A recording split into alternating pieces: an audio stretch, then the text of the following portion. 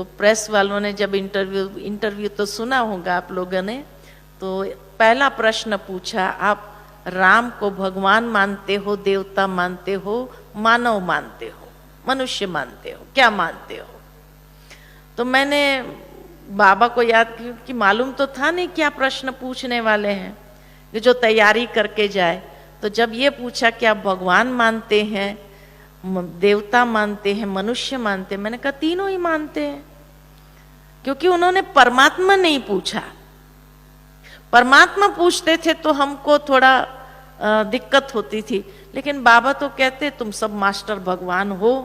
जब हमें बाबा मास्टर भगवान कहते तो भगवान तो है ही है। तो मैंने कहा वो भगवान भी है। बोले कैसे? तो याद आया मुझे कि भ माना भूमि, ग माना गगन, व माना वायु, अ माना आकाश और न माना नीर। तो जिसने पांचों तत्व को जीता हो, जो प्रकृति जीत हो, वो भगवान है।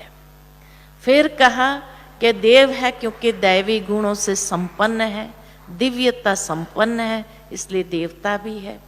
और मनुष्य रूप में जन्म लेकर के मनुष्य को सिखाना चाहा कि जीवन कैसे जीना चाहिए, तो मनुष्य भी है। तो तीनों ही है। तो बड़ा खुश हो गया वो। फिर उसके बाद उसने कहा कि हमने सुना है कि ब्रह्मा कुमारी सनातन धर्म को नहीं मानती है।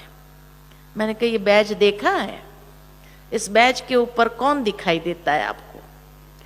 लक्ष्मी नारायण है, राधे कृष्ण है, और लक्ष्मी नारायण तो सनातन धर्म का प्रतीक है, राधे कृष्ण तो सनातन धर्म के ही प्रतीक है। तो हमारे जैसा सनातन धर्म वाला कोई नहीं है, क्योंकि हम ये अंदर में मानते हैं कि नर ऐसी करनी करे जो नर नारायण बने, नारी ऐसी करनी करे जो श्री लक्ष्मी बने। तो हमारे जैसा सनातन कोई नहीं है। फिर तीसरा कहा कि हमने सुना कि ब्रह्मा कुमारियां जो है अविवाहित रहती है, वो शादी नहीं करती है। मैंने कहा किसने कहा? आपको सारी रॉन्ग इंफॉर्मेशन है। हम सब शादीशुदा है। वो मेरे तरफ देखता रहा, कैसे क्या बोल रही है बहन जी? तो कहा कि मैंने कहा हम तो सब शादीशुदा है। कहा कैसे? मैंने कहा लोग पति को परमेश्वर मानते, हम परमेश्वर को पति मानते हैं। बाबा उस समय ऐसी टचिंग कराता है, मैंने देखा। तो जो है पता नहीं, फिर बाद में उसने सुनाया कि मेरे परिवार वाले भी बीके हैं।